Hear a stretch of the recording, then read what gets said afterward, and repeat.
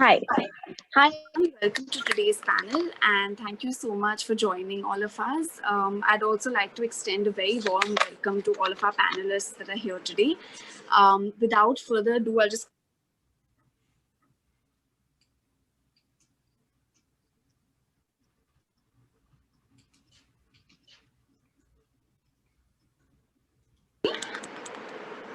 Hello, just a second, guys. Yeah, we can hear you now. Yes, so I work as the corporate engagement specialist at GFI India, and my role is to basically build mission-aligned partnerships with corporations and as well as lead the consumer research activity. We also help provide entrepreneurial support to priority startups. And what I'll do now is quickly jump into introducing our esteemed panel in just a second.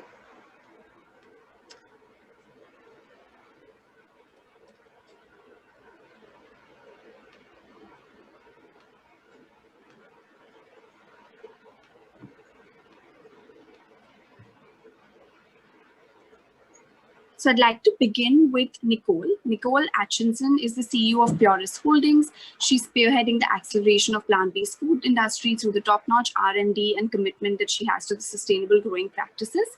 Nicole joined the company as CTO in 2017 after spending years as an engineer in the medical device industry. Puris, as we know, is a family-owned company founded in 1985 in Iowa and is a pioneer in pea proteins. Known for innovation, Puris is releasing a pea protein with a sodium content 15 times lower than the industry standard, as well as a sweet lupin flour to be used for keto products and a pea syrup as well. Welcome, Nicole. Would you like to say a few words? Thank you. It's exciting to see you all, and I'm excited for the panel. This is a very passionate area of mine and our entire company, so it should be a great discussion. Awesome. I'll now move on to Vishal. So Vijay is the Director of Strategic Investments from Agrocorp. He manages the mergers and acquisition activities for Agrocorp International, as well as the company's food manufacturing arm called Agrocorp Processing, which has plants in Canada, Australia, as well as in US and in Myanmar.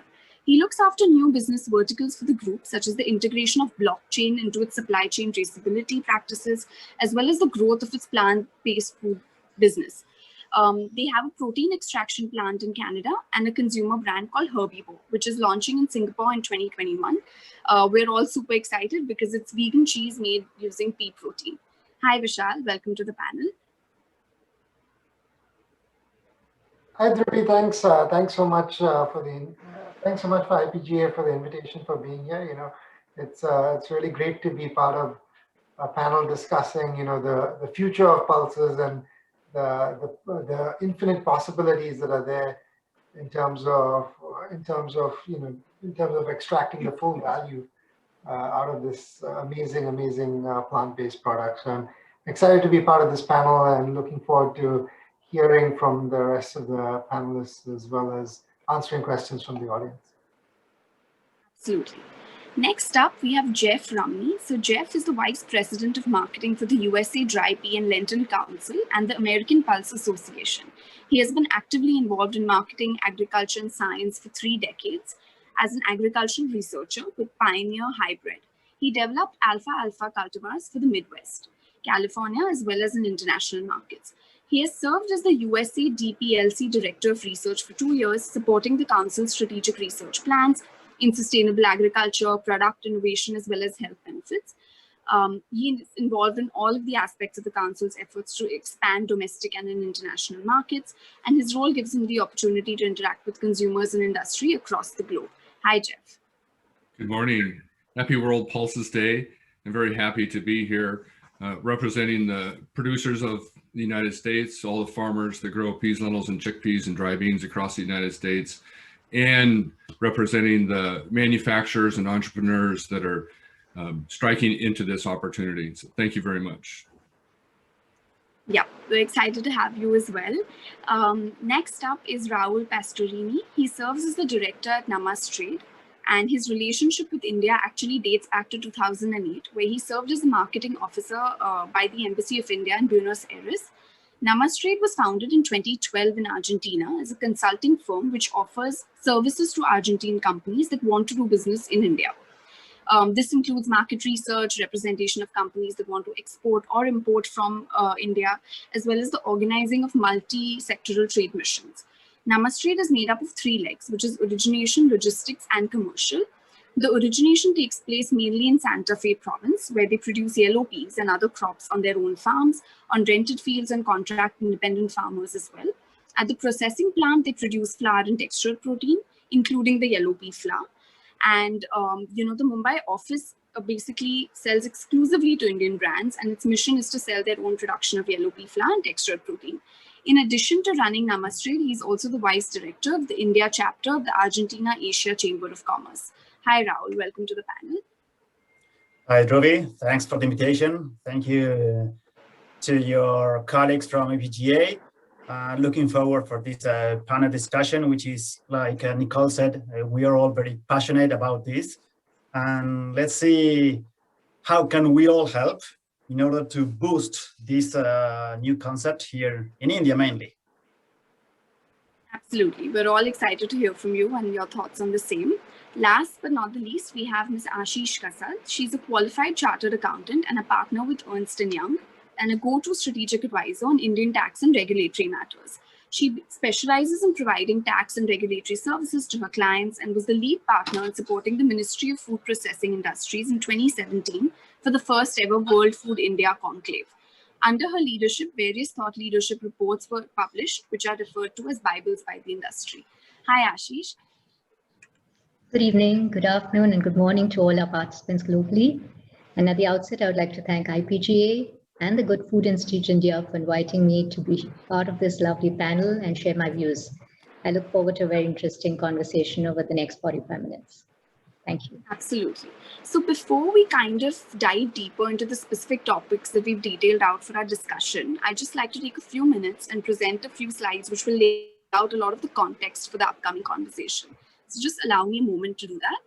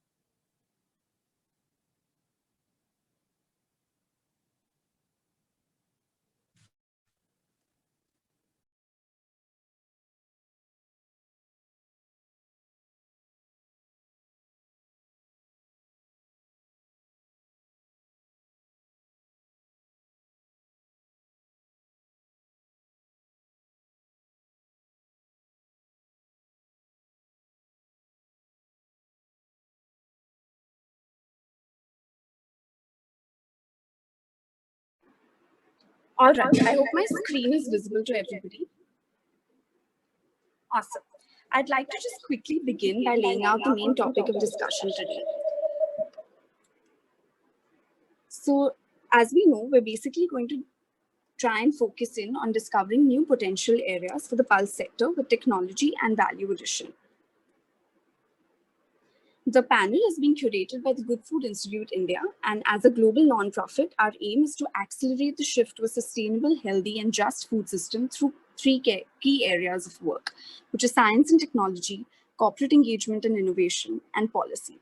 We're an international organization with staff in 6 regions, with United States, Brazil, India, Europe, Asia Pacific, and Israel. But across the board, there is a key question that drives our work, which is how will we feed 9.7 billion people, which will be residing on the planet by the year 2050. As we all know, majority of this population will be residing in India. And India and its population has unique factors at play, right? We're an extremely diverse country with rising incomes, but a lot of protein deficiencies still. And I don't think any of us believe that this challenge of really feeding Indians in a nutritional way, which is great for people, for planet, and for farmers, would be possible without tapping into indigenous sources of protein like pulses. Pulses too face a unique proposition in India. We're the largest producer of pulses on the globe, but we are also the largest importer. And this is because the production rate has been quite low from 1971 up until 2008 as well. And the reasons for this are many, as laid out by this recent report by CII, which is the Confederation of Indian Industries expert group on pulses. But one of the key reasons that stood out for us, because it looks like a solvable problem, is that there has been no technology breakthrough in any of the pulse crops, as we know, especially when it comes to the Indian market. And this is where we feel that the global plant-based meat market, or the smart protein industry as it's called, is really a key area to focus on. Because, it's at this great intersection of using technology to satisfy the upcoming consumer trends, be it regarding health, sustainability, or just having really good tasting meat. So the plant-based meat market is projected globally to reach at least $100 billion US, if not $370 billion by 2035. And, just zooming into some of these technology-led solutions that we feel would be great for the pulses sector to tap into. Of course, this revolution is being led by food brands. So first up is Just. Just is a company that makes eggs using plant-based products. Moong bean is their core ingredient.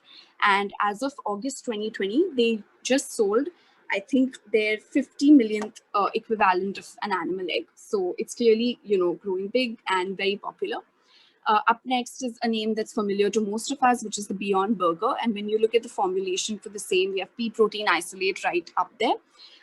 Beyond Meat, as we all know, just partnered with Taco Bell. They're a public listed company, soon expanding to Asian markets as well. And it's not just restricted to just plant-based meat. We have a lot of innovation using pea protein, especially in, plant-based milks like Ripple, as well as plant-based cheese.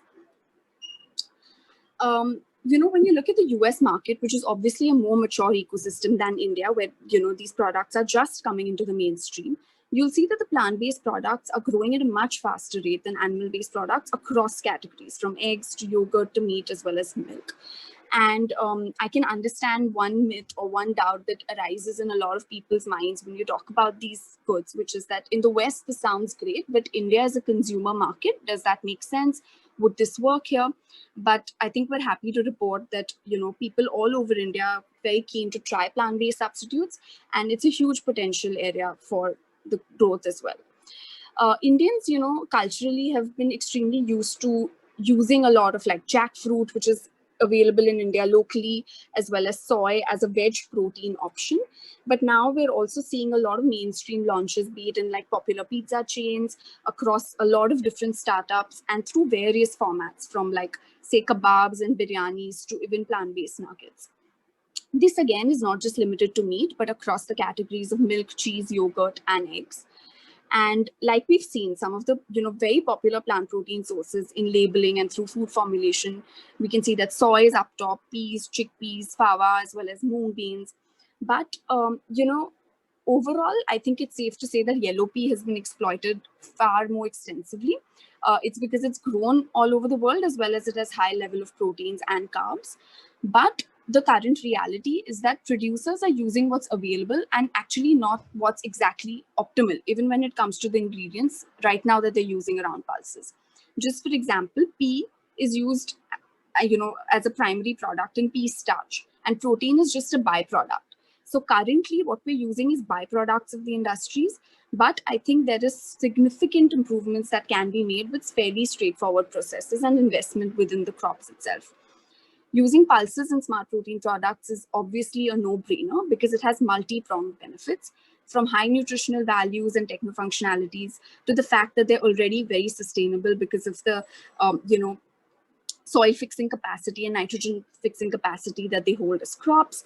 In addition, that they can also provide solutions that can satisfy consumer trends, be it the new keto or gluten-free trend, or the fact that they're universally recognized as healthy and sustainable. So I won't take too much time, and I'll quickly just end by pulling up this quote by Mr. Bill Gates, which states that we've only explored about 8% of the world's plant proteins as potential meat alternatives. Remaking meat is a sector for the food industry that's ripe for innovation and growth. And we at GFI India strongly believe that the pulse sector should, run parallel and also tap into this innovation and growth that we're experiencing in the smart protein industry. I'll just stop sharing my screen and, move on to our panelists. Just give me a second.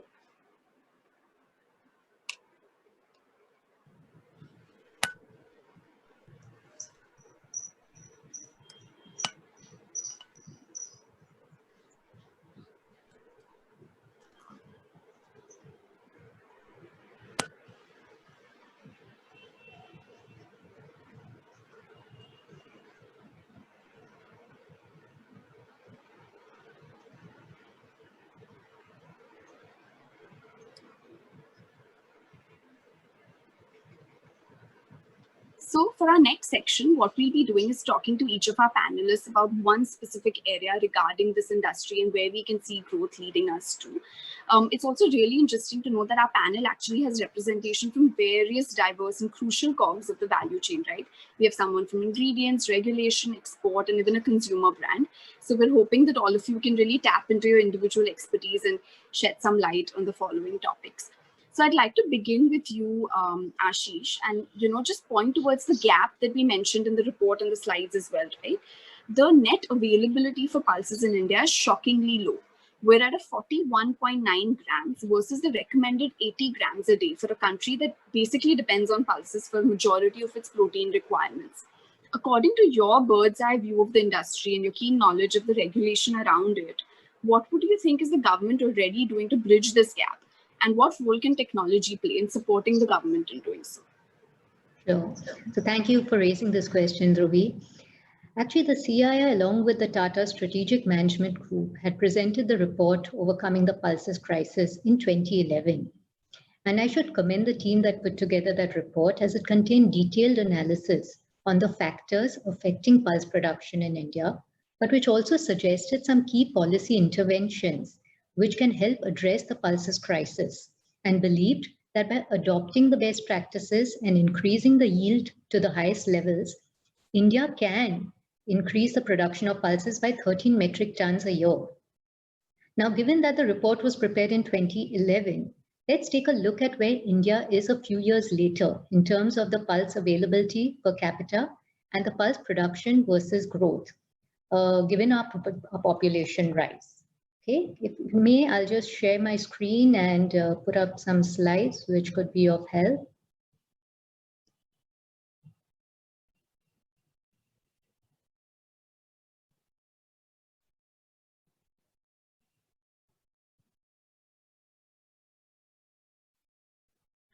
Right.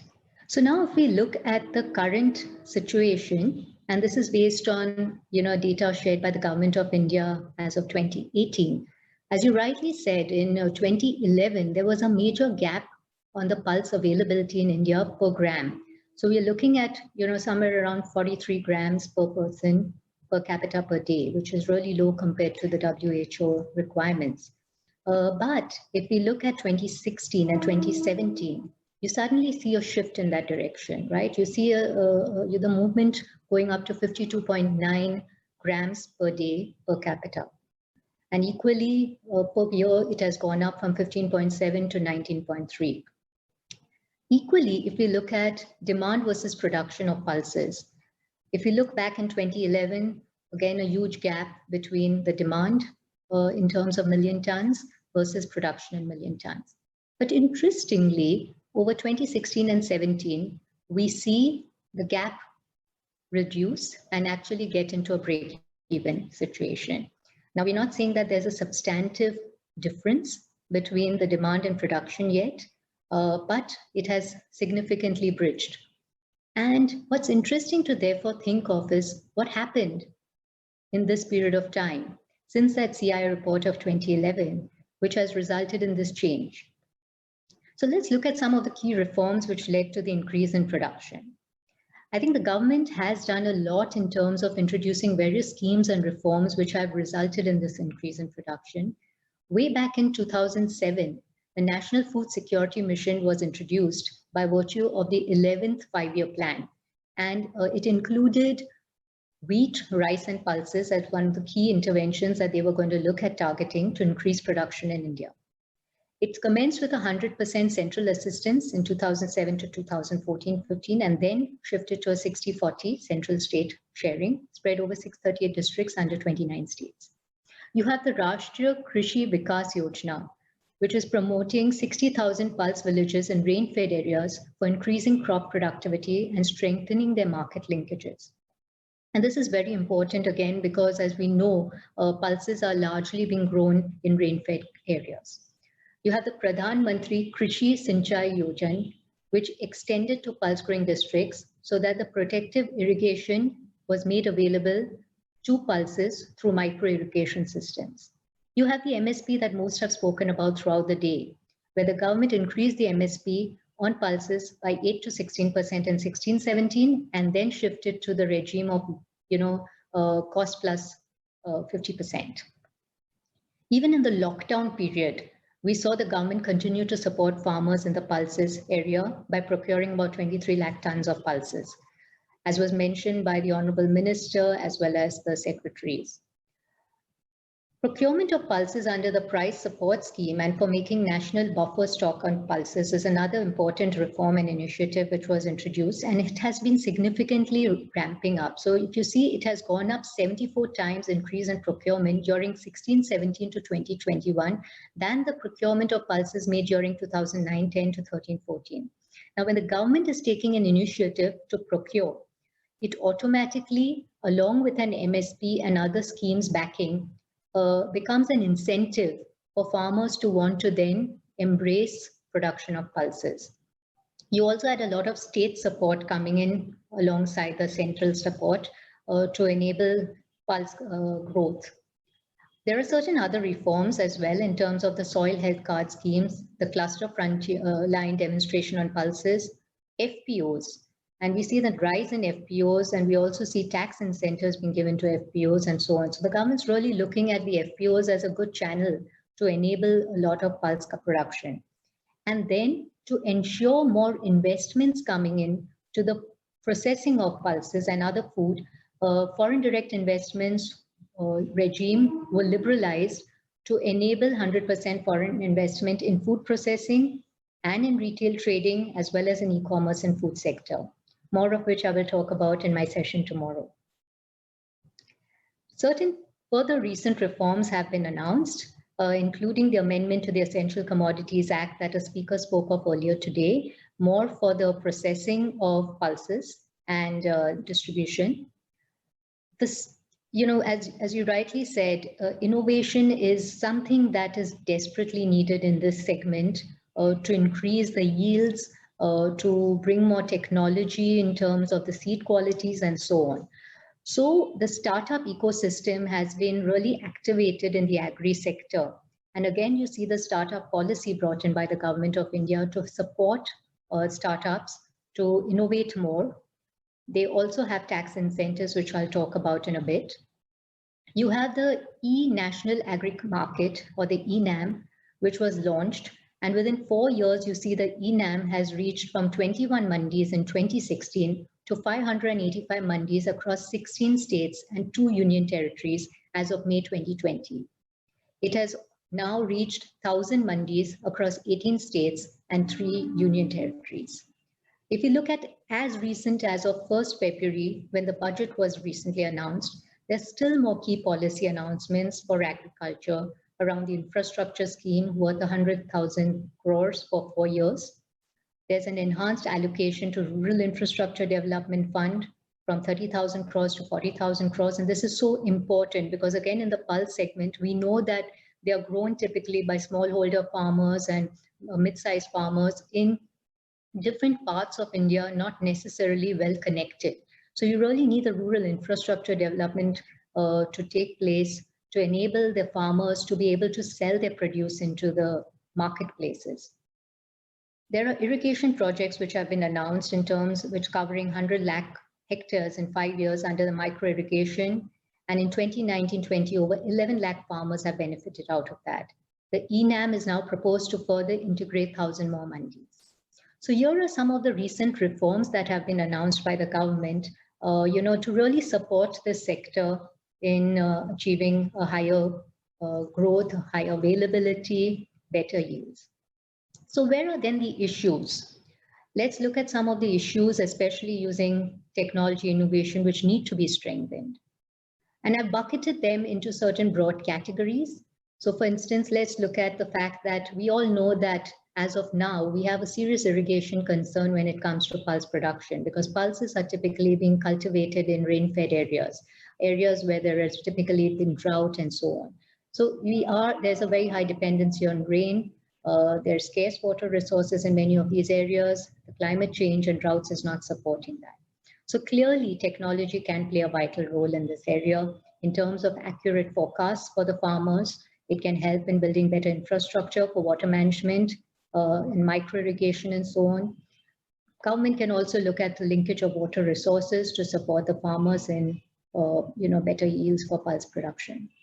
The other area is around area expansion. And we have seen that when the area under cultivation has increased over the period of 2014 to 2017, it has had a direct corresponding effect in terms of the production. And if I can take a minute just to show the audience the correlation, you can really see how with a rise in the area coverage for pulse production, you automatically see the produce going up. So it needs a bit of, looking at new niches for growing pulses. It needs, looking at state cooperation in terms of where more pulse can be cultivated, looking at, intercropping, rotation of crops, the productivity is another area where we're looking at in terms of increase in area and production. Correspondingly, we see the yield has not gone up in the same trend. And again, if I can show you some data and statistics to support what I'm saying, let's look at what I showed earlier in terms of the area increase, production increased, but the yield didn't increase in the same trend. And again, if we compare that to the global yields, and let's look at that data that is available again from the government of India. You look at countries, the top 10 countries having a significantly high yield in terms of kg per hectare compared to India. We're abysmally low there, and there's much to be done in that direction. Because if we are ranked first in area and production worldwide in pulse production, we really need to see how we can improve the yield. And, earlier, I think the day we heard some very interesting discussions of now US embracing pulses to improve their nutrition, security. India could become a very interesting market to export to some of these countries going forward. For that, we need our yield to increase so that then we can first be self-sufficient as a country and then support some of the other countries as well. We'll be embracing pulses as a part of their food and diets. So for that, we need, again, in terms of technology interventions, it's important for precision farming to be brought in. It's important for quality seeds, new varieties with different traits like high yields, hybrids, treated resistant to drought and disease pests, more efficiency of water usage when cultivating pulses, encouraging double cropping or intercropping, as I mentioned earlier, quality inputs, soil test-based integrated nutrient management, cluster farming, in a contiguous fields, so that the farmers can then, while they may be smallholders in the individual capacity, they can then embrace mechanized methods of farming. They can use other more recent technologies to improve their production and productivity. Farm visits and providing on-ground training for helping farmers to understand the benefits of mechanized farming cannot be understated. It's just so important for the farmers to be trained on this area, to help them to understand the latest technologies in the rural areas so that they can embrace that as a part of their production needs. We hear a lot about Internet of Things and artificial intelligence in a lot of developed worlds. A lot of startups are taking steps in this area, They are being deployed more for large farmlands. As we know, pulses are not being grown extensively in the larger areas, but more in smaller areas. So we really need to see how some of this technology can be brought to the smallholder farmers as well. Another important area is the skill building and knowledge, because there certainly is an asymmetry in the amount of knowledge that farmers have compared to what is available. And, the one thing that can help is improved internet connectivity, because now everything is available on the internet. They need to get that knowledge coming to them. Companies, and I'm aware, are doing a lot to build apps which are light to be able to be utilized by farmers in distant rural areas. It's important that there's imparting of training, education through the use of such technologies to help them to get to know the latest and have access to the latest techniques. And then having skilled, sound trainers going to the field and training the farmers will be very helpful. Having farming universities in large states which are very much supportive of pulse production, like Madhya Pradesh and Rajasthan, will be important again for the farmers to be made abreast of the latest technologies available to them, and what are the kind of seeds they need to utilize, what kind of farming practices they need to go for, the irrigation methodologies that they can use, the agrochemicals, fertilizers, and so on. Supply chain infrastructure. Again, we know that the warehouse availability is a bit of a challenge right now. So it's important for the government to support the setting up of new improved storage facilities, incentivize people to, set up more silos, dal mills, and so on, enabling the value addition at the farm gate through small dal mills and allied auxiliaries. What we also see to incentivize public-private partnership or private investment to come into this area, there need to be a few more tax incentives for enabling the R&D activities in terms of new varieties of seeds and other such requirements that this sector could do with, as well as in the processing of pulses to avoid wastage, and in the business of operating warehouses and storing facilities for pulses. So we believe that, with the increase in R&D, new innovation in technology, and by educating the farmers, providing access to that innovation and knowledge, this will help in increasing the yield and the overall production. So long answer to your question, but I hope this helped. No, thank you so much, Aashish. This was really enlightening. It was amazing to see the progress that has been made since 2011 and where we are today. I agree with you. Innovation, that's what we're all talking about, desperately needed to make us, reach a better place today. So, just moving on from that and kind of just reflecting on value addition using pulses, Vishal, we'd like to talk to you and understand that, how do you think in general, value addition using pulses can be a catalyst for change? And why do you think it is so that as of today, a lot of processing units that are currently available to us use traditional technology? Or the fact that currently at least pulses are used whole or split, apart from, of course, the desi chickpea, as we all know, which is usually consumed in the form of flour or besan and has growing demand. Your thoughts on this? Thanks, Dhruvi. So a couple of things here. I mean, the first question is you asked, what is the potential, right? And the sky is the limit over here. I mean, you're in your presentation, you came across some very interesting products and very innovative products that have been made with pulse protein being the bedrock for those products, right? So you can make egg replacements, you can make meat replacements, you can make milk replacements. Using pulse protein, which is something that's very unique and very new and has really only started over the last 5-6 years. So if you think about it, if in just in the last 5-6 years, these few amazing products have been able to be produced, then you give it a little bit more time, you encourage the ecosystem is building up, you encourage the entrepreneurs and scientists, and you see that there could be even more incredible products that come about, right? The great thing about pulses, which you also alluded to in your presentation, is the protein content. I mean, pulses next to soybeans, I guess pulses has the highest protein content in a vegetable that you're able to get. So that is extremely significant in terms of being able to craft very nutritional and beneficial products. The second real benefit of pulses is the sustainability angle in terms of water consumption, as well as the ability to return nitrogen to the soil.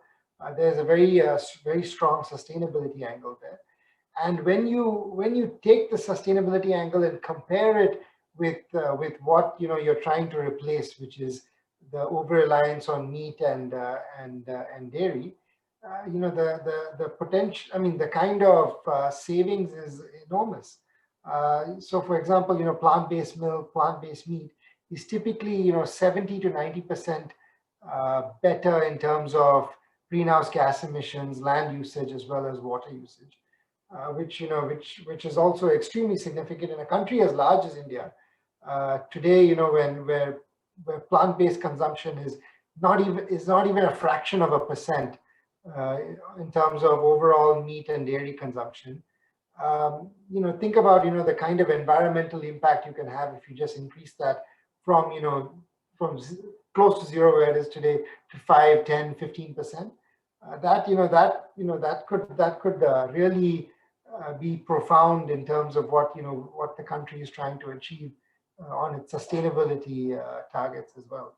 So I think that really covers the potential, right? On the flip side, why is it not happening today? I think we need to give it a little bit more time. There's a couple of reasons, right? One is you're talking about an age-old industry. Pulses have been grown in India for thousands of years.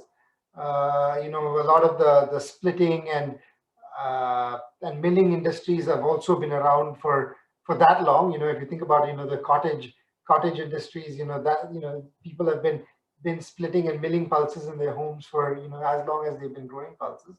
But the more modern technology that you see with some of these modern dal mills have been around for maybe 30 to 50 years, right? But and they're producing the product that essentially is consumed on a mass market basis in India. Pulses tends to be, even if you compare the pulses industry with some of the other FMCG products such as oils, wheat, you'll find that pulses is a laggard even there. Today, if you look at how much of pulses is consumed is consumed by with the purchase of brands, right? It's barely 10 to 15% penetration. A lot of pulses today is bought by consumers on a loose basis from your kirana stores without any brand behind it, right? So in that regard, you'll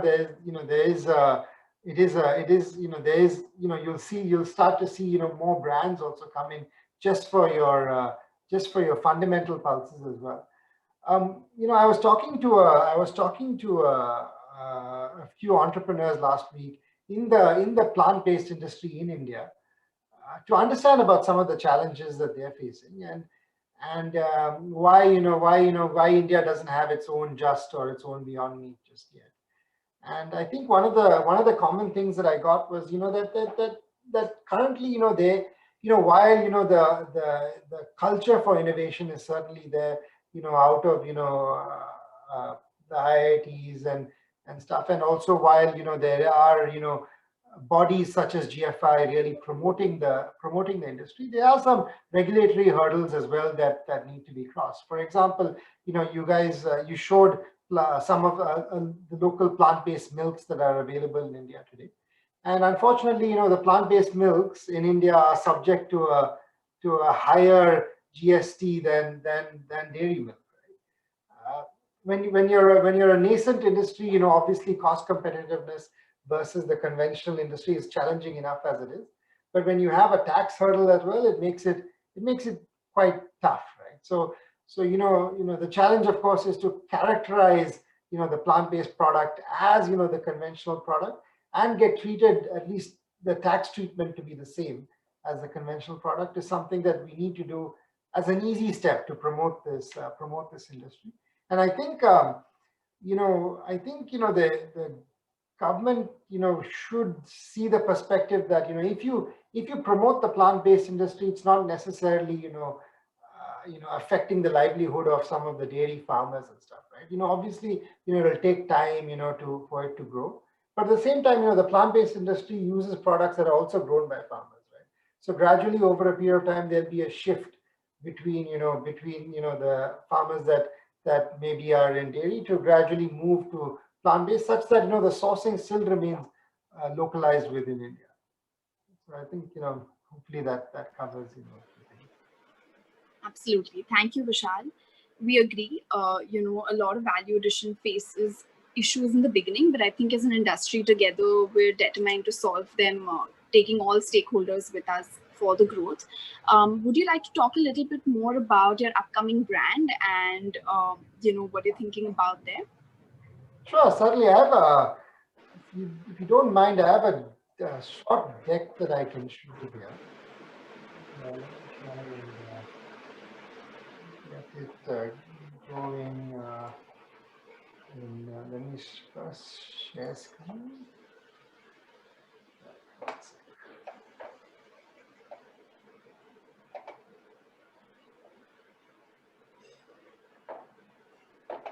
Okay. Can you see my screen? Yeah. Okay. We can. So, this is a deck that I just prepared. I prepared for this, but just to kind of run through, who we are and what we're trying to do. So, Agrocorp as a whole, we're a Singapore-based agri-commodities and food processing company. We have growing presence around the world. Our mission and vision is really to connect the farmers that we work with to the destination market, provide that traceability, as well as provide nutritional products for our customers. Asia Pacific and the Middle East is really where we focus, and we've got quite a growing market share in this area. And the company has really grown over the last 5 years or so to hit sales in excess of $3.6 billion and volumes in excess of 13 million tons. The plant protein and pulses area is something that we're very excited about, and we've been really growing our presence over the last 5 years. We have processing plants in Australia, in Canada, and recently, we picked up. Jeff will be happy to hear this, but recently we've invested in a plant in Montana as well, partnering with one of our local buyers over there to really tap into the growing pulses landscape in the US. The plant protein area is something that we're really excited about. We formulated a vision 2 years ago to try and become a market leader in that space. Our strategy is completely end to end. It involves getting into R&D on the seed side, doing closed loop contracting with farmers, whereby we sell our seed to them and buy back their grain, which has a higher the protein contents that we're targeting. We've also set up dry fractionation in the in Canada, and looking to set up wet fractionation as well, some potentially in this part of the world. And also we've got our food innovation lab, which is producing plant-based products that we're looking to launch into the market with via our brands. So the seed development work is really to look at how can we better promote disease resistance as well as protein content in pulses.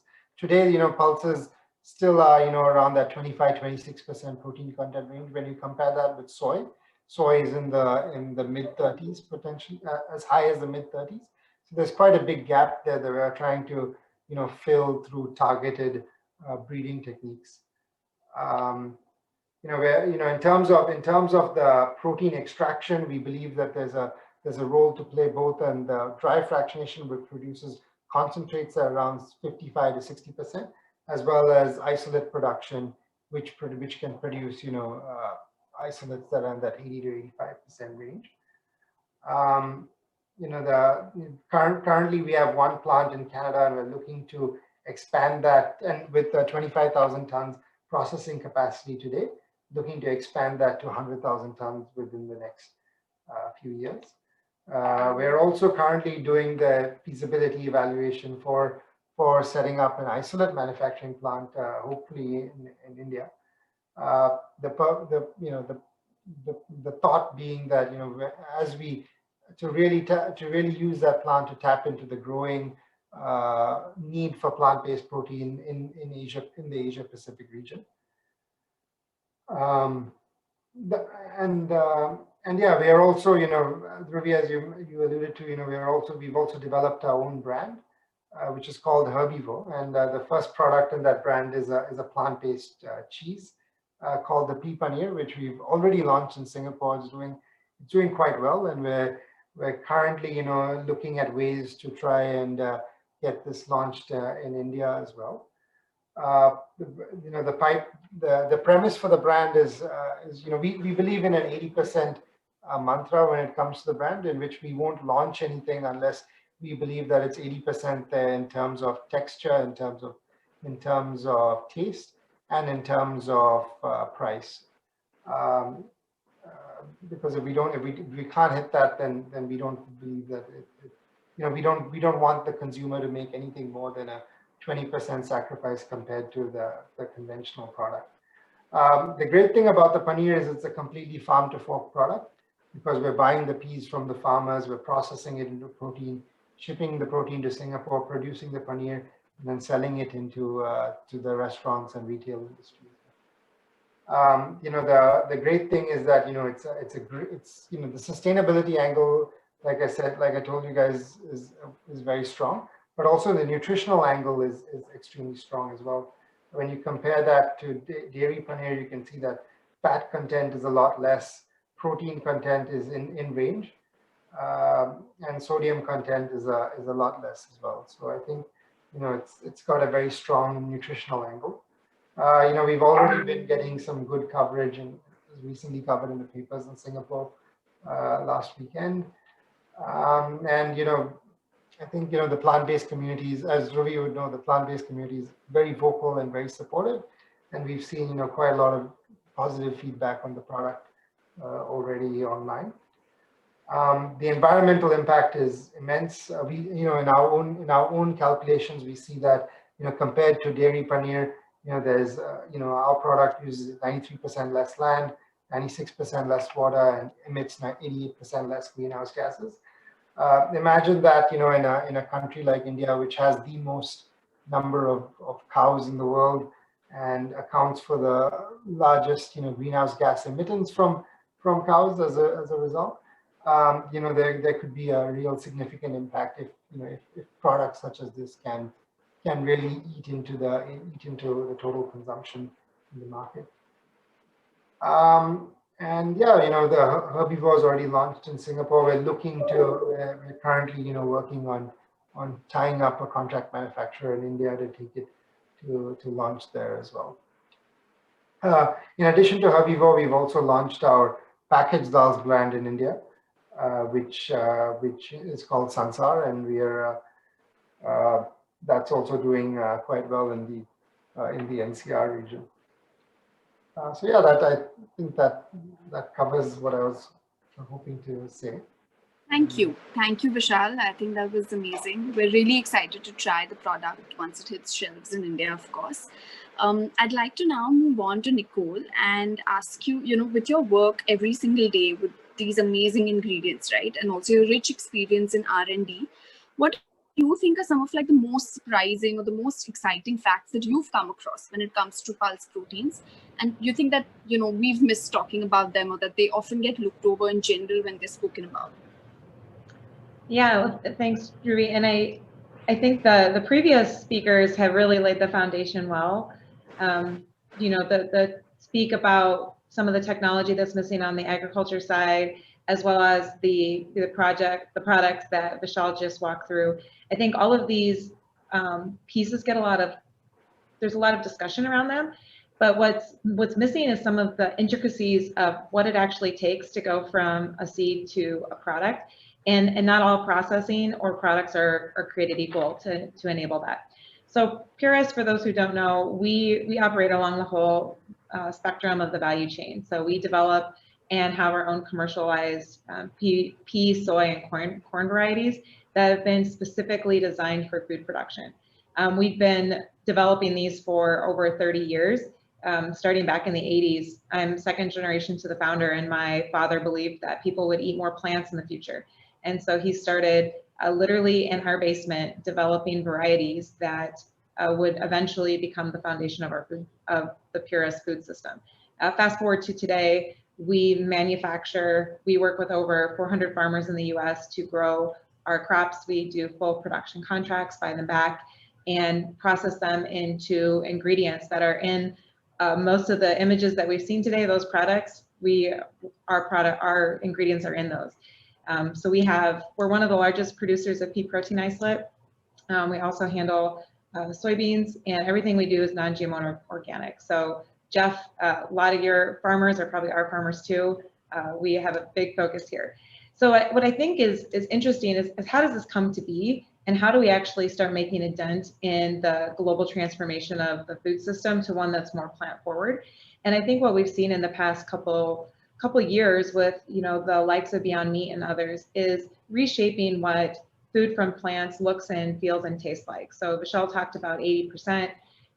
We want to meet consumers where they are. So if we want to see mass adoption of these plants, it needs to be in formats and flavors and textures that people already eat, and they don't feel like they're making a compromise. And that's what we're starting to see, that innovation. And that innovation is not happening at one step of the supply chain, it's happening along the entire supply chain.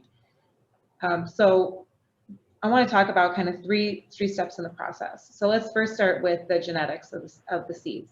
So Aashish, you talked about how we're missing, specifically in India, yield and disease and pest resistance. We agree. And this is an area that has been a focus of ours for quite some time. Our processing plants are in the Midwest, specifically kind of right in the heart of soy and corn country in the United States. And so peas were not and are still not widely grown in that region. And so we have been working to develop varieties that can handle the different climates, different soil structures, much more heat, and have commercialized a variety recently that has about 3 times more protein per acre when you consider the protein content and the yield combined than what can be grown in some of the more northern plains or Canada regions. And this really unlocks the ability for farmers who haven't been able to grow peas in the US to grow them. And we're really excited because this variety we've taken to some different places around the world too to see how it performs. And it's we've seen that it's incredibly robust. So it can handle excessive heat, excessive drought, and it's just very resilient. And we think things like this will be the unlock for different places around the world to be able to really grow pulses successfully. Our motto is, if it doesn't yield, it doesn't matter, because for a farmer, they want that economic return on their land. And so it's got to be able to deliver. I didn't realize until you shared the data how low yield per acre was in India. It's pretty shockingly low. And so I think there's a lot of opportunity there to bring work that's happening in North America and look at how can that benefit the Indian growers so they can take advantage of some of these new technologies. Everything that when we're talking about technology, it's developing these all through natural methods. So everything non-GMO and organic, and being able to qualify for the strictest standards of quality and certification that the customers are asking for. For us, when we're looking at genetics, yield, of course, all the agronomics, disease, but then you also have to start thinking about flavor, color, seed shape, all the things that are important for processing. And I think this is what separates people who are designing products for food versus seed companies who are designing it for agriculture performance. And I think combining these two things are very important. Once you have great seeds and the farmers are able to produce them, now you go through the processing. There's a whole lot of processing for pulses. There's making into flour, there's dry fractionation, there's wet fractionation, there's all these different things. And I would say the majority of food manufacturers or finished food manufacturers don't necessarily know the difference. And there's quite a bit of a range of functionality of the types of proteins you make. So most of the products that we've seen in the different pictures that various people have showed, from Beyond Meat to Just to whatever, are using protein isolates. And there's a reason for that. It's the different functionality and the improved functionality you can get to make these products. Plant proteins have I would say, a checkered history in terms of flavor, texture, and the products that have been made up until very, very recently. So there is this bias that needs to be overcome for a lot of people. If you had a plant-based burger of the 80s or 90s, it was probably incredibly mushy, mostly black bean burger, and leaves a lot to be desired if you are used to eating hamburgers. And the same could be said for chicken. And so what the innovators are doing now is leveraging the isolated proteins to be able to really create the texture that a consumer is used to eating. And that comes through using the right materials from the right proteins and then the right processing to be able to really transform those protein fibers and make them mimic what animals are naturally doing by walking around. They're texturizing their own proteins. And so we need to use technology to do that. And a pea protein isolate or a mung bean protein isolate, they're all also not created equal. I think Dhruvi said it at the beginning, a lot of the protein isolates on the market today are a byproduct. They're a waste stream. The manufacturers are developing this because they're looking to make pea starch for noodles.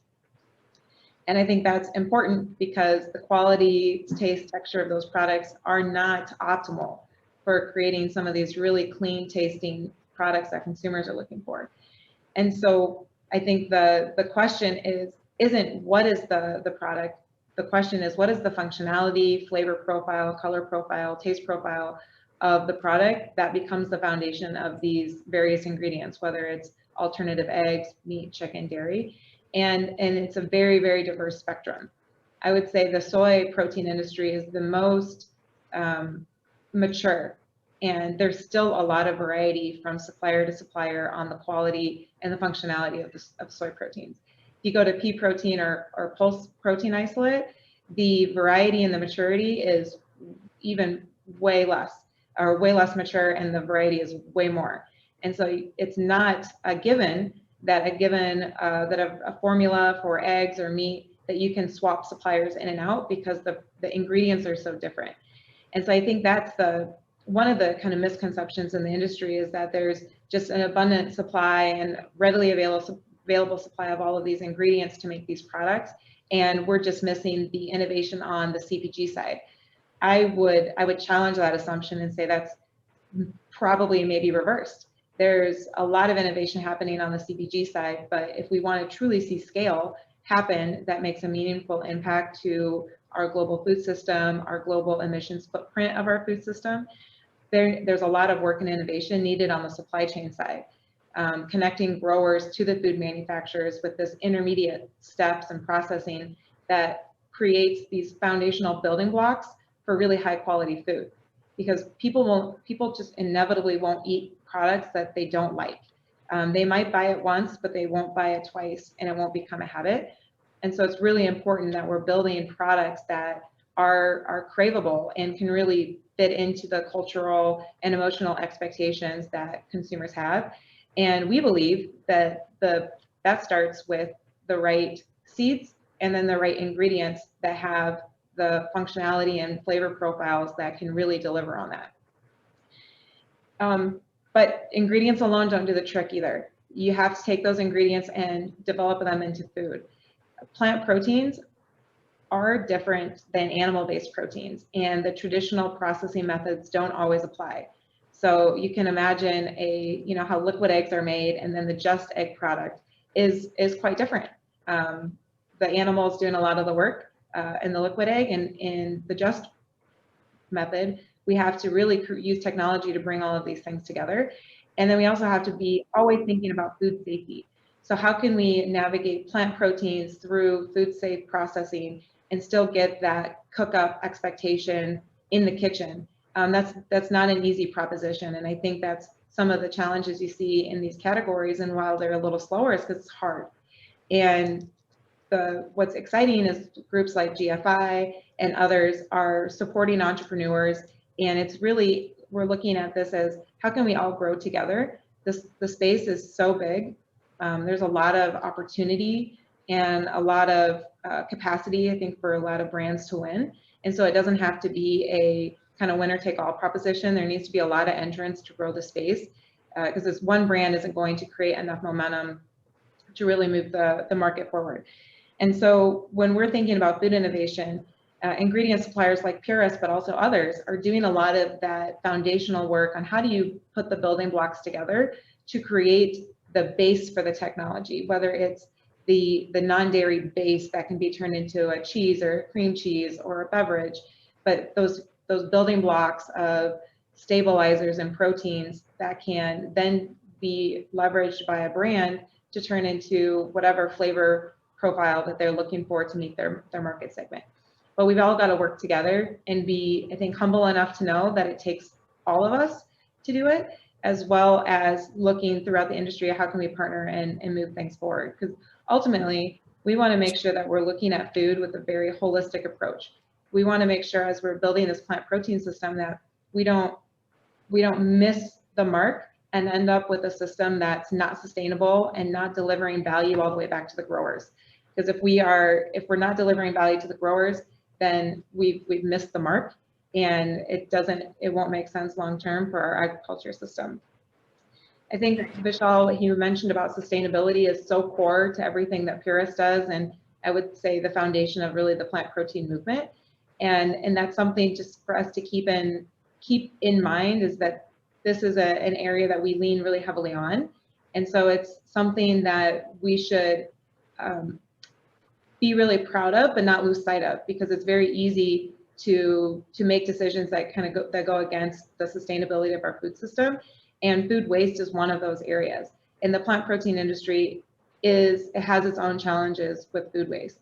And I think innovation on this area is behind the curve at the moment, and is something that needs to be focused on. So if we have growers, if Jeff growers are growing all of these pulses and lentils for us, and we're wasting 20% of them, that's not a sustainable proposition either. So we need to be thinking about how can we use all parts of the pea.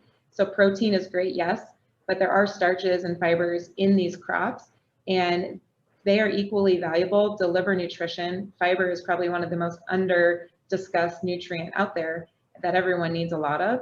And so this conversation needs to be beyond protein and really to the whole plant, and how are we leveraging that, and how are we really accelerating adoption and innovation in those areas too.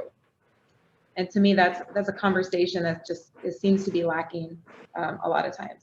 So I think just from takeaways, to me, it starts with the seed. We need high performing seeds that taste great and deliver a ton of nutrition per acre. So there's enough value per acre to really share from farmers to processors to consumers. Processing plays a huge role in this. Not everything is created equal. And so if you're a food maker, or if you want to get involved in this, have a critical eye to the ingredients that you're using and make sure that they're delivering the functionality you want. And we need to think of our food holistically, from nutrition to sustainability to delivering enough value. Kind of begin with the end in mind. So in 2050, when we're feeding the world very sustainably, we all are proud of the part we played. Absolutely. Thank you, Nicole. I think that was a really great wide lens you took for the ecosystem at large. So that was really insightful. I think we definitely agree on relevant processing at the right moment to make sure that the seed or the product or the isolate itself is very relevant to the end goal. So yeah, I think lots for everyone to think about right there. Thank you. I'd like to now proceed with a question for Raul. So, Raul, last year we've seen that in the Indian market specifically, right, a lot of new launches have taken place when it comes to plant-based meat and just the plant-based sector in general. What has been your experience in really providing Indian players with, pea protein products, and have you really seen any changes when it comes to demand and the application of your ingredients? And also from your perspective, what do you still think are like the key challenges for innovation and for uptake? Well, Dhruvi, after Vishal's presentation and after Nicole's. I don't have much to say. They were great. And I agree in everything. Basically, I would like to mention some words that you all been saying. For example, potential, the sky's the limit, nitrogen benefits. So all these words, I think we all kind of agree. And I'll tell you why. Right now, the Indian market, it's just about to explode in a good way. But right now, we still need time and money. Why I'm saying this? There are at least 25, 30 brands, startups that we all know. There are great ideas, great products, great innovators, a lot of startups, but I see a lot of noise in media, but not in retail yet. I have seen eggs, dairy, or milk, cheese. I have seen sausages, burgers, nuggets. We all know the benefits. I will not talk about the benefits of the plant protein. I would like to say that we are needing time and money, investors. But this is like a circle. Investors will come when the product is more developed. The product will be developed in a much bigger way if there's money. So we are just, I think it's a matter of months. I would bet my savings. For example, in Argentina, like I said, let me tell you a little bit about ourselves. We do basically the same as Agrocorp. We do the same as Nicole. We produce yellow pea, we produce soya. Argentina is mainly known for our soya bean meal, soya crude oil. Yellow pea in Argentina is relatively a new crop. It is for us, it's a winter crop. We grow it in more or less in July. We harvest in December. Vishal mentioned something about the nitrogen, which is good. In our case, I don't know, in Canada or in the US, I'm not familiar to that, sorry. We grow yellow pea before soya, so the yield of the soya, it is much higher for us. We do also do soya protein, but unfortunately, it is GM, so we cannot export it here. We do export to other countries, mainly in South America. We do soya flour, soya protein. So yes, the current scenario, it is great, but the future is brilliant. We just need time, we need investors. You see, there are a lot of brands, and you mentioned they were in your presentation, Dhruvi, Good Dot, you name them, Blue Tribe. I've been giving samples to most of them. Our quality has been approved by most of them.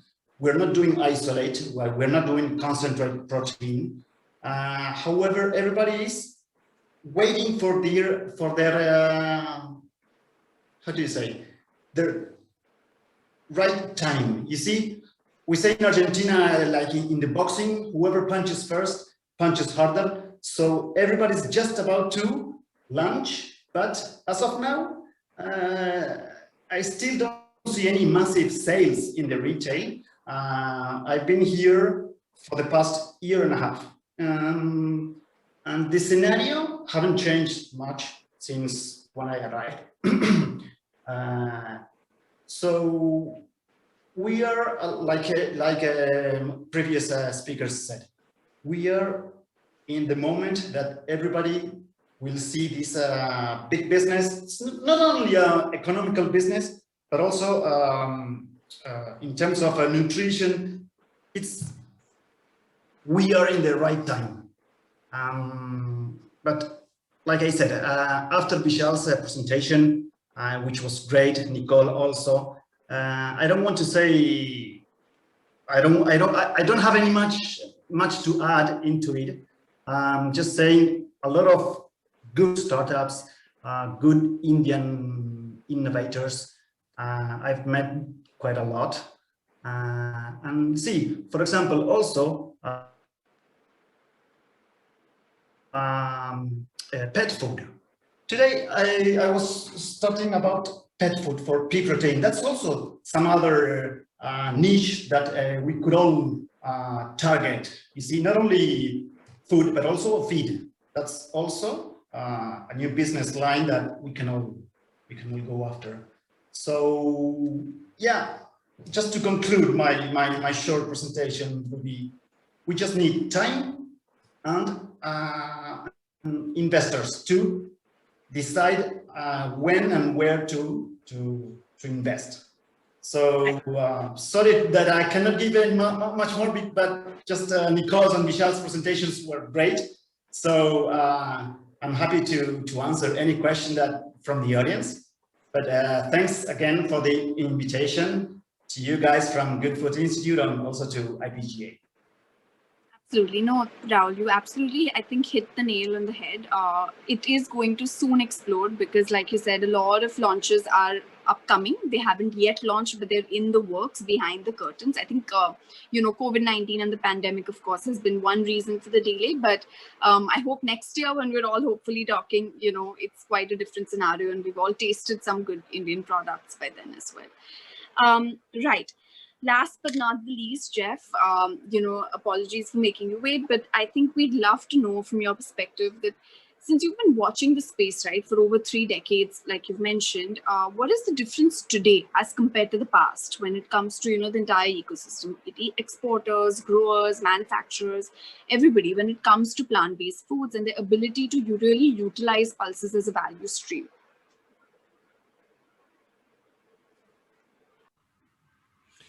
First of all, I'd like to thank you very much for inviting me today. I'm very honored to be here amongst everyone in India. Last year we were there in person. I was enjoying Yellow Doll out in the golf course the evening after the event. It was an amazing experience, and I treasure all the time in India. Very much hope to get back there very, very soon. So I'd like to talk a little bit about a little bit different perspective, agreeing with all the speakers, but try and maybe provide a little bit more or solid information around some of these trends. So the USA Dry Pea and Lentil Council, we're funded through multiple funding streams, and one of them is from the US government and grants that we use to do our international marketing. And when you're funded by a grant, you're really accountable back to that money. So we actually need specific information to document whether or not we're making progress. So one of the things that we've done is we've invested quite a bit of money into doing a deep market research on the current supply, the current demand, and the forward demand of pulses, but also ingredients made from pulses. And we've done this in 15 international markets around the world. Literally hundreds of thousands of data points went into the survey. And I'm just going to share a little bit about the India market and the US market. As I jump into that, I'm going to talk a little bit about the perspective of this innovation space from the grower's perspective and from the exporter's perspective. So, I grew up on a cattle ranch in Montana.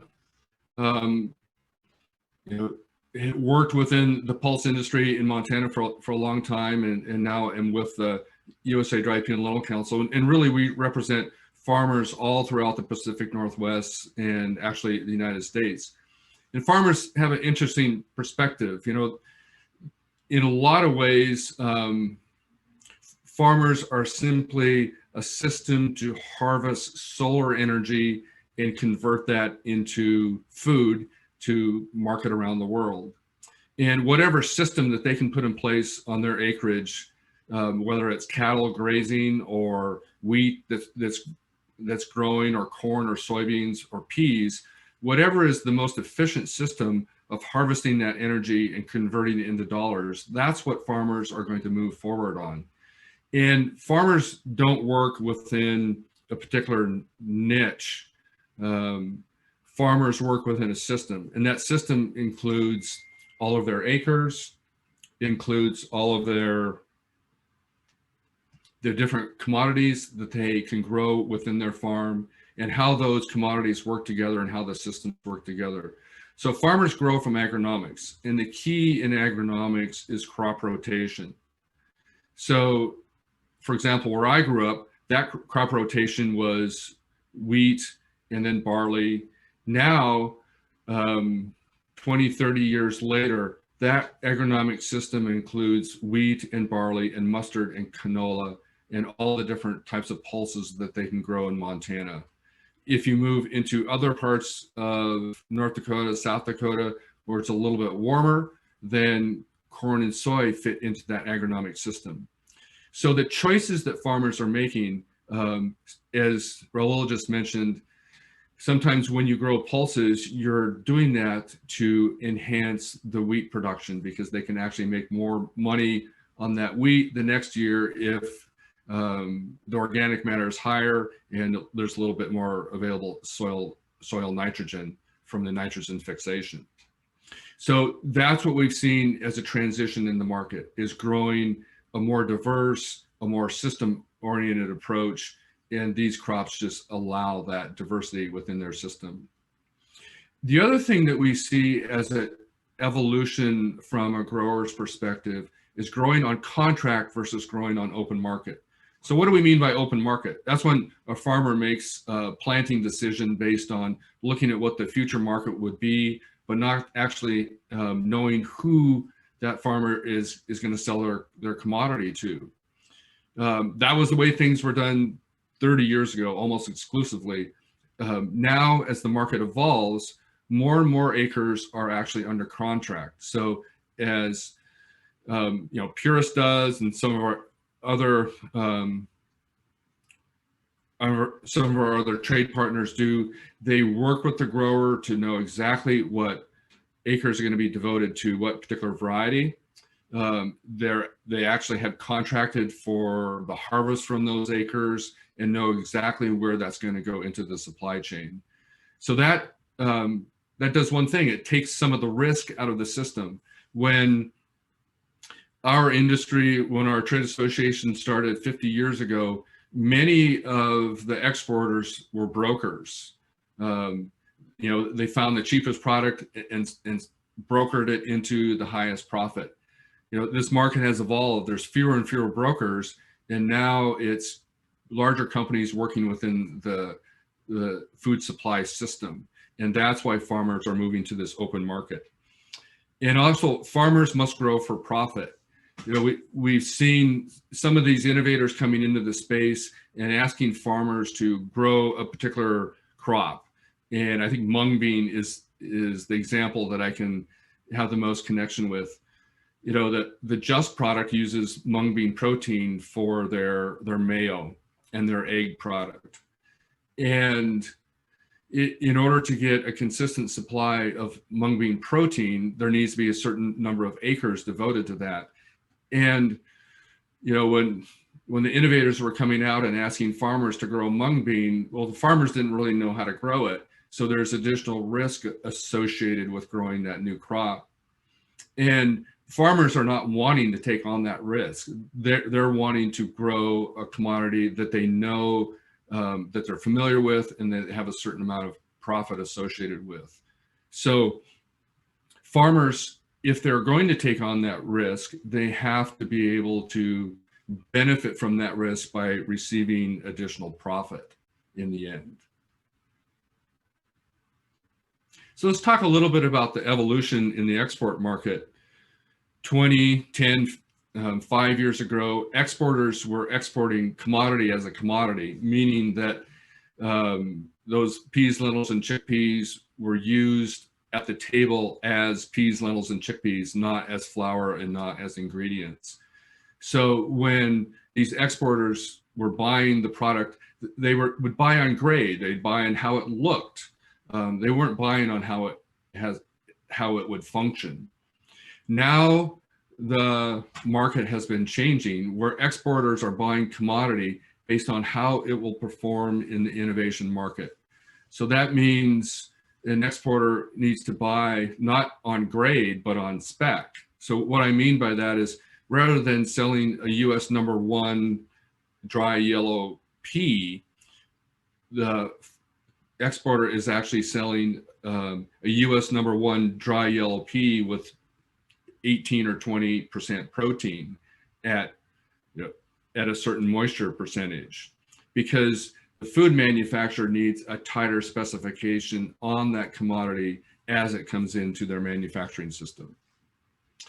The other thing that we wanted to discover in this process of doing this market research is how much of pulse ingredients are actually being imported and exported from each of the markets.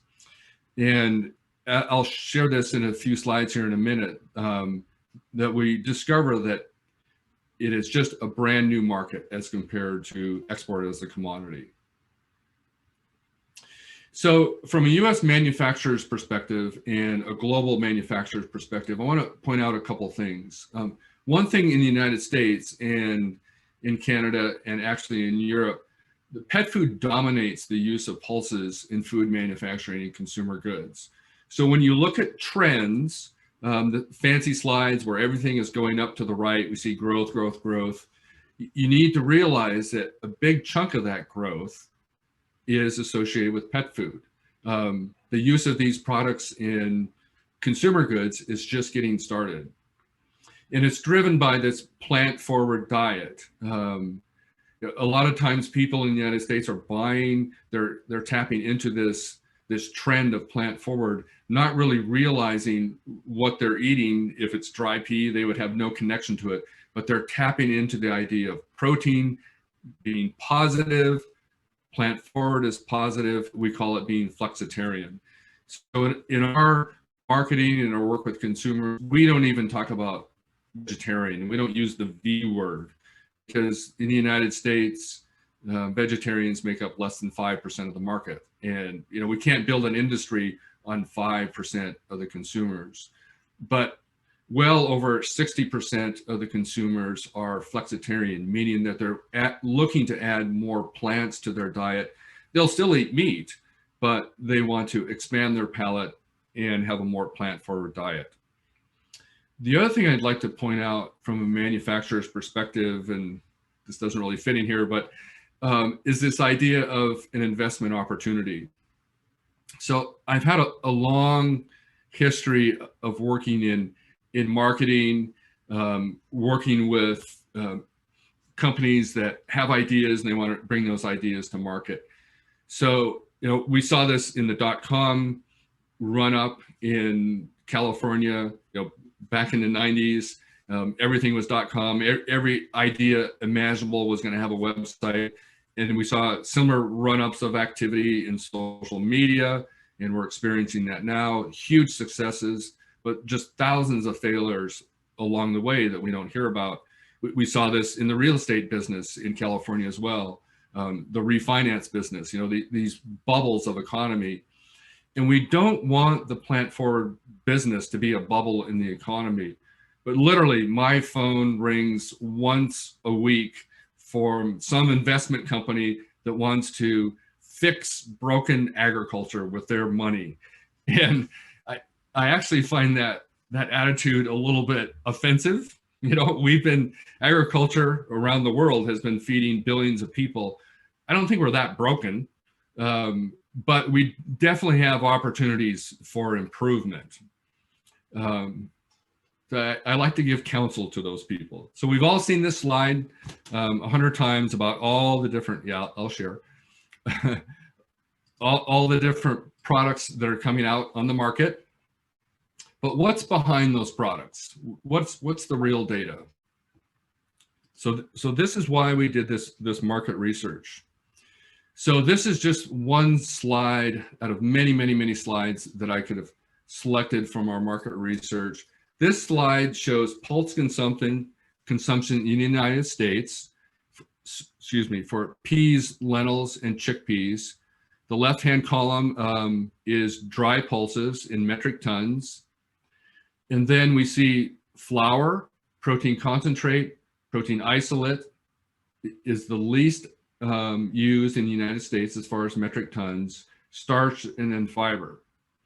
So we're looking at the innovation market. We have to think that peas are not just protein, they are also starch and fiber. So if we're thinking about a system, the system has to account for starch and fiber. We can't just be selling protein and throwing the starch and fiber away.